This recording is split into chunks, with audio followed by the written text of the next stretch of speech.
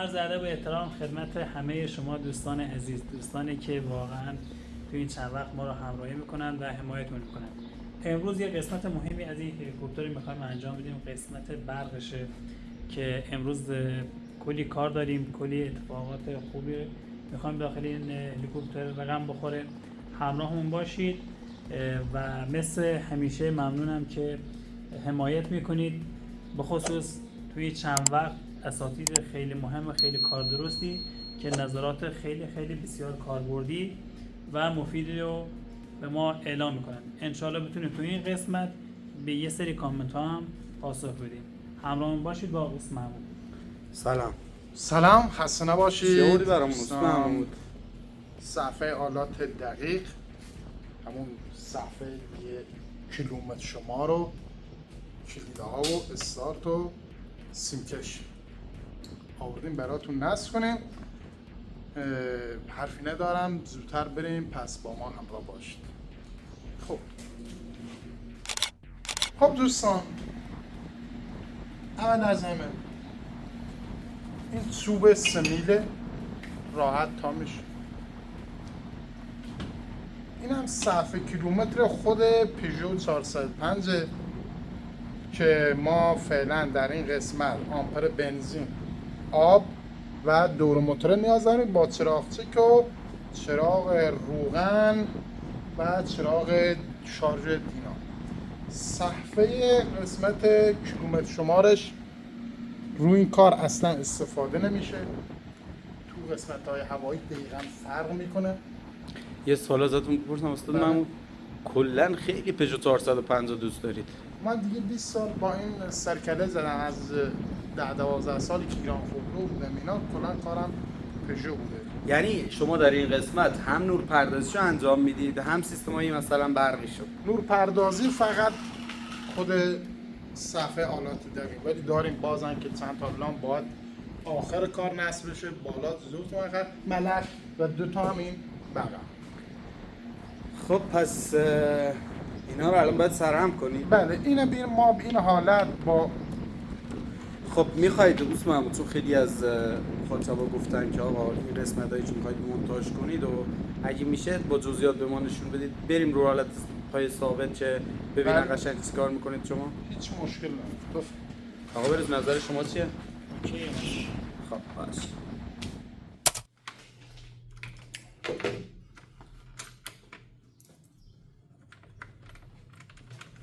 محمود جان یکم میای جلوتر ببینیم داری چیکار میکنی؟ این یک اینجا 2 تا دیگه میذاریم که اینا نگه داره صرف. بله. پس امروز کابینت یکم شلوغ میشه. بله، برای یکم مخالط شد.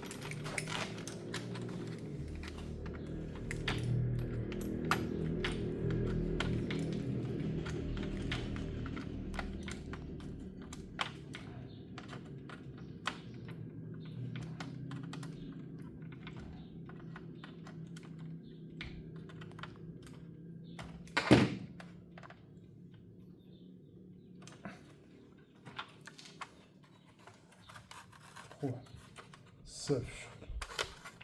چون باد خنک میاد از این ور برم خاموش. باد یه جوری هم بوده که مثلا لرزش داخل هلیکوپتر نه اذیت نه مشکل نداره. اون 2 تا موقع که شیشه جلو رو نصب میکنیم 2 تا پایه هستن، گفتم نصب میشه که اینو نگه میداره، پرت میشه اینو نگه میداره.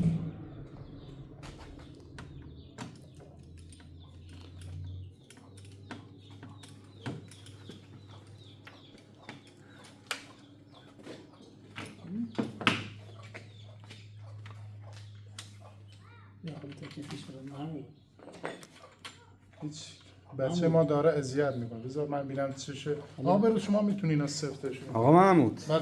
بیارش طوری نمیاد. 2 دقیقه بیارش تو تصویر باشه طوری. ما هر روز صدا خروس به داخل تصویر، امروز صدا مرغه. خب دیگه اینجا مناطق مسکونی ما هم بچه روستاییم، بچه شهر نیستیم. بله درست شنیدید، ما بچه روستا هستیم و دهاتیم. لور تبا. آقا محمود بله میخوای دخترتو بیاری؟ نمیاد آقا محمود بله. دخترتون نیومد؟ نه اینقدر خجالتیه که من خودم بچه بودم اینجور بودم بزرگ شدم دیگه عثمان کلا اینطوری. همه الان هم خجالت. الانم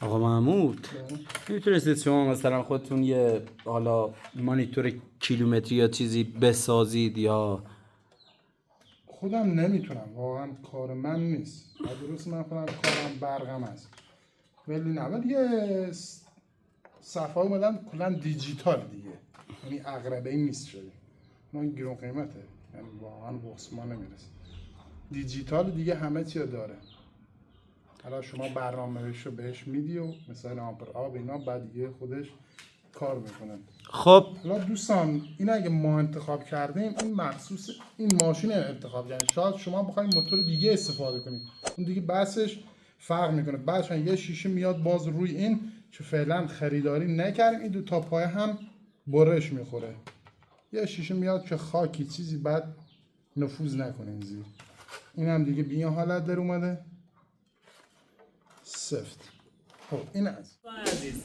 همونجور هم که گفتم تنها راهی که شما میتونید ما رو حمایت کنید لایک و کامنت سابسکرایب یادتون نره.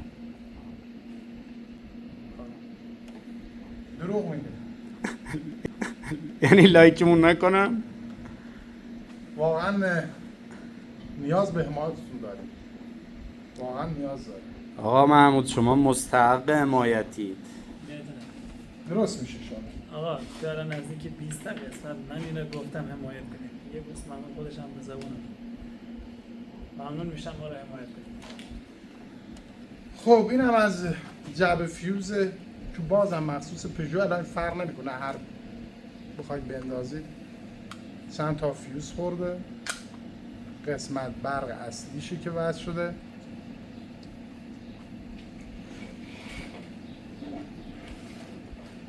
خب این از این دیگه وصل میشه به خود این قسمت برقی که از باتری از داخل موتور میاد داخل کابین که بعد نصب کنید دقیق بهتون نشون میدیم و این قسمت هم وصل میشه به این سوکت این برقش میره برای پشت آمپر و میاد برای کلیدهایی که اینجا نصب کرده بود.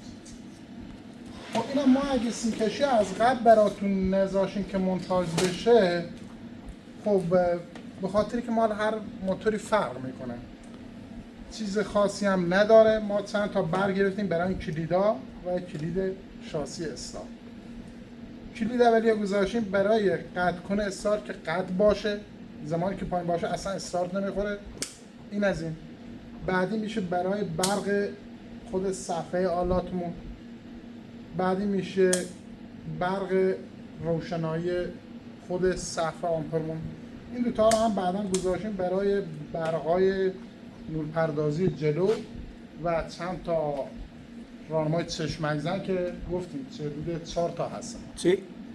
لامپای چشمک زن بله برای یکی استفاده بالا در شب میخوره بله یکی بالا میخوره نزدیک ملخه یکی رو دم عقبشه دو تا همین بغل و چند تا لامپ دیگه هست برای روشنایی که این قسمت نصب میشه حالا اون برای بعد دیگه فعلا نیاز نداریم برای نصب خب الان شما میخواین اینا رو نصب کنید بله یعنی اینجا دوستان یه سوکت داریم سوکت ایبیابه که دستگاه دیاگ بهش وصل میشه برای ایبیابی ECU و تنظیم موتور اینا که خطای چیزی داشت باشین اما براش شما ECU رو هنوز وصل نکردید نه؟ خب اینا من قبلا یه ECU از یکی از دوستان چون همادلیمو قرض گرفتم تستاشو زدم بعد بهش پس دارم ECU مونم مدلش بوشه که بعد باید نصب سیمکشی هم دیگه این دوتا هم که وصل میشه با خود صفحه که رو کار باز بیشتر توضیح میدیم براتون اینا هم که میبینید اینجا دوستان این سفیره یه نوع پوله یا انشا ما چی؟ آفرین به روز بیشتر هم برق صنعتی کار کردن ترمینال برای خب این دوستان ما یه شاخ برق آوردیم اینجا، چند انشاب ازش گرفتیم که برای کلیدا باشه، منفیمونم که مشخص اینا استفاده کردیم، در رشته دیگه هم اضافه داریم الان برای بقیه کلید رو. و دوستان سرعت سنجش رو من کاری نکردم، اگه کسی از دوستان که هستن تو کانال ما را دنبال میکنن اگه ما را راهنمایی کنن ممنونشون میشیم. من روی این هیچ تجربه واقعا ندارم، هر چی خوندم من چیزی متوجه نشدم از حالا اینترنت یا جای دیگه. اگه کسی هست که ما را راهنمایی کنه برای سرعت سنجش ممنون میشم. حالا من شنیدم گفت یه دونه سنسور داره، یه پره روش نصب اینا میچرخه، اینا نشون میده که من میتونم اون نصب کنم با خود سنسور کیلومتر فابریک پیژو، ولی نمیدونم دیگه دقیق نشون بده یا نه. یعنی وقتی زمانی که حرکت میخوره که باد بخوره بهش اون پره به چرخ نشون میده. حالا دیگه من نمیدونم دقیق باشه یا نه. حالا اگه کسی جای چیزی دیده یا چیزی به ما معرفی کنه که ما برای اونم بیاریم نصب کنیم و بروزان اون دیگه باد جداگونه نصب شه. بله. حالا نمیدونم به این بخوره یا نه، حالا اون سنسور یا هرچی. البته عثمان بود یه سری اجناس یا یه سری وسایل که روی هلیکوپتر که ما فعلا اطلاع نداریم، شاید هم ندونیم که اینا نیازه، اینا با پیشرفت کار مشخص میشه که این قطر هم نیاز باید حتما نصب بشه. حالا این سرعت سنج مثلا زیاد نیاز نیست، ما فعلا حالا بریم برای تست پرواز کنیم ان شاءالله، بعد که اومد اون هم براش نصب، ولی حتما دور موتور نیازمونه، آمپر آب نیازمونه یا همون سوختش یا دیگه برم چی استوپ و روغن و ایناش نیاز اینا دیگه حتما باید شاید موتور دچار افت فشار روغن بشه. بله. ما متوجهش بشیم. یکی از سوکت تخم مرغیه که همون ترمینال بازم بهش میگن که وصل میشه به سیم کشی موتور، بعد یه حالت قفل میشه. خیلی سیماش میبینیم ما دوستان دیگه نیاز نداریم، یعنی استفاده نمیشه.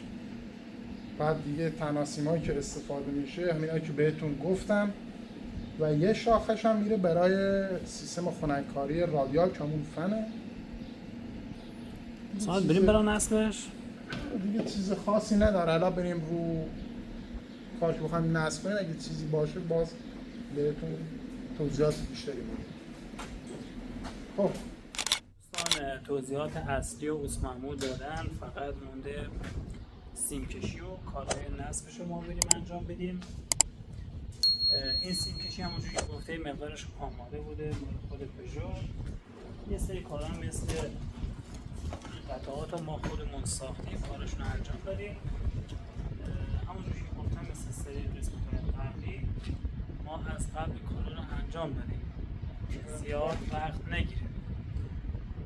پس بریم نصب کنیم. همون باشید با نصب سیم کشی و برق هلیکوپتر. امروز احتمال داره یه استارت بزنیم، روشن نمیشه، فقط در حد استارت.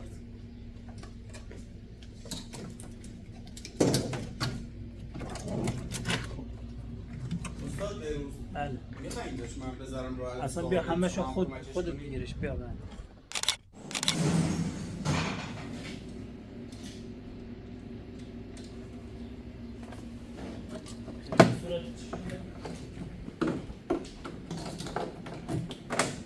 این دوتا منفیه، میره رو بدن نصب. یه پیچ ما قبلا اینجا جوش کاری کردیم بغل پدال ببخشید که به این حالت یه شانسمان اون حالت نه. آقا بهروز خسته نباشید. قربان شما سلامت باشید. این باید باز بشه تا یه سری سیم کشی داره از یه قلشون.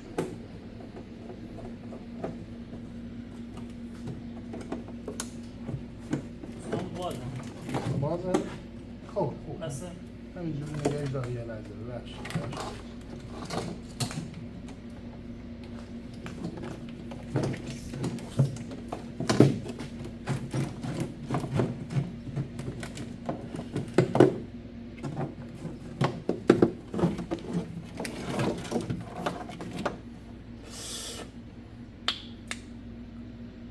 استاد بله حالتان چنه؟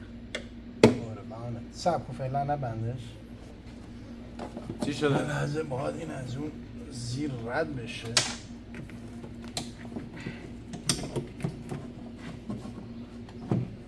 زیر باید رد بشه خب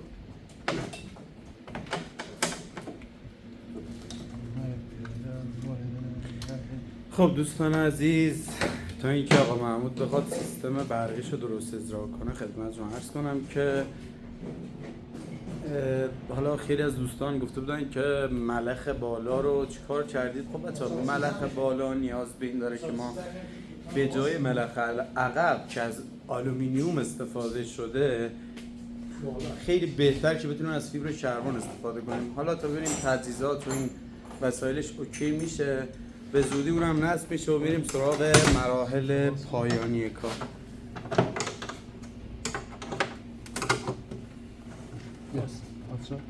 باید بازش کنید. این باید یه قسمت زیر رد بشه برجاست باید حتما پشتیان اگه باز کنیم هم.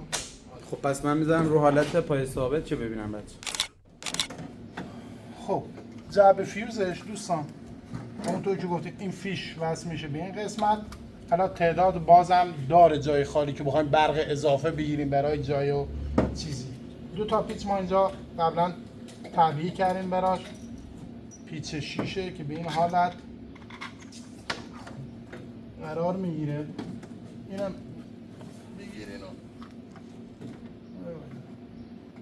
چرا میفهمی بروزم ما امروز خواستم نام داخل تصویر بدی آقای بیلوردار میره. خسته نباشه آقا بروز.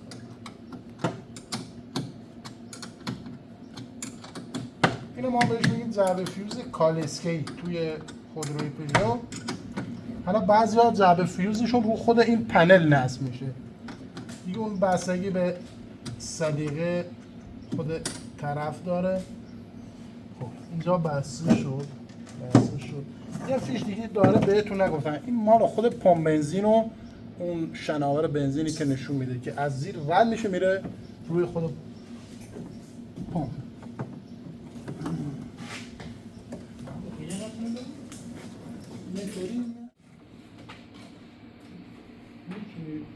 چشم چیزی تو صورتتون چی شد آقا بروز؟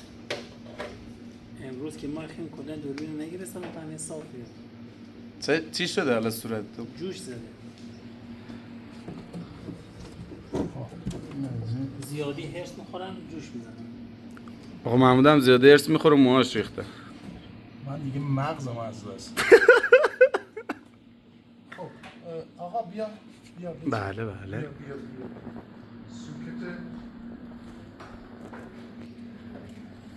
سوکی که گفتن این پمپ بنزین شه که میاد رو اون قسمت نصب میشه. شیلینگ رفت و برگشت دوستان 2 تا داره، بعضی مدل ها یکی داره که اون برگشت توی خود پمپ قرار گرفته.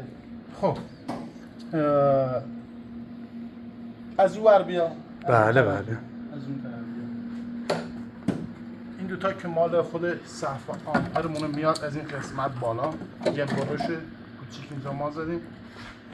بروزان صف آمپر اونم بیاد.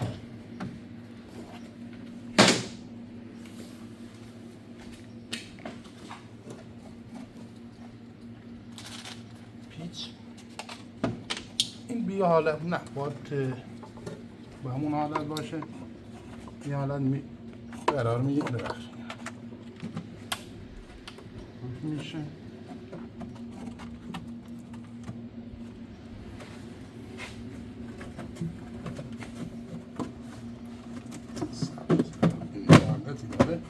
زیاد من کار گرفتن که خب بذار من 2 تا پیچاشو ببندم که عثمان بله میگم حالا که این شیشه نداره خب خودت هم داره موتور اینجوری بره بالا با دست کم زیادش. آره اگه نشونش میشه. اگه بنزین نداشت خودت اینو بیار بذار اینجا. چشم چی کیا بنزینم که ای بیاب سوکتی که قبلا بهت گفتم از همون بغل بگیر. نه این برای اینه که وصلش کنی به دستگاه برای آفرین ACU اینا درسته؟ دقیقاً برای دیاس دستگاه دیاک. دقیقاً این قسمت می‌خوره.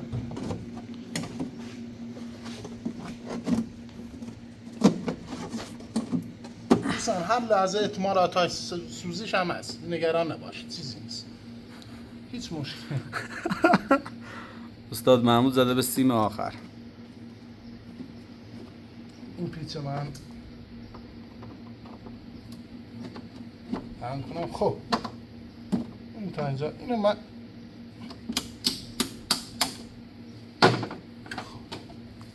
این از همون قسمت زیر بردون سیم کشه چیکار کردیم میره زیر کار میاد تو کابین ایسیوه رل دور و همون سوکت تخم مرغی که انشاءالله وصل میشه. اینم وصل میشه به زیرمون جعبه فیوز.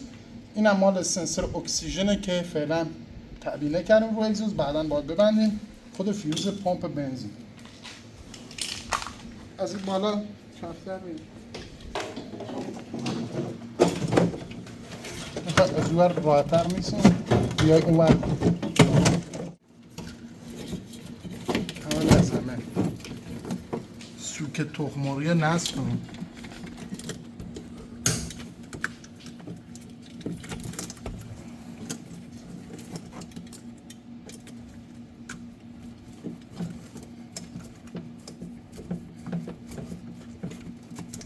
یه حالت چرخشی رک میشه. این سوکت هم میاد زیر قرار میگیره.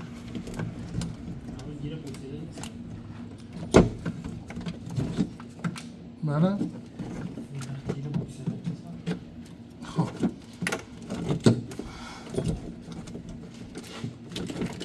خب دوستان اینا ایسیو دیگه ما فعلا نداریم، نصب نمی‌کنیم.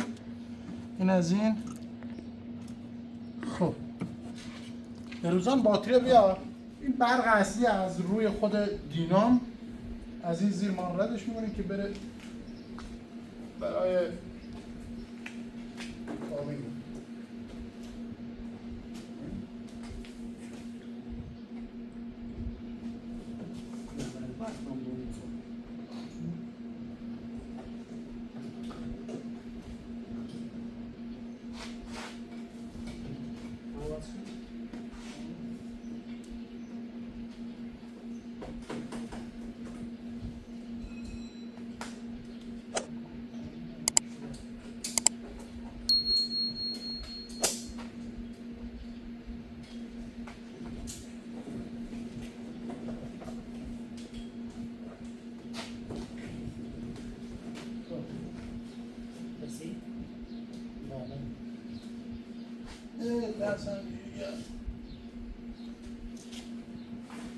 خب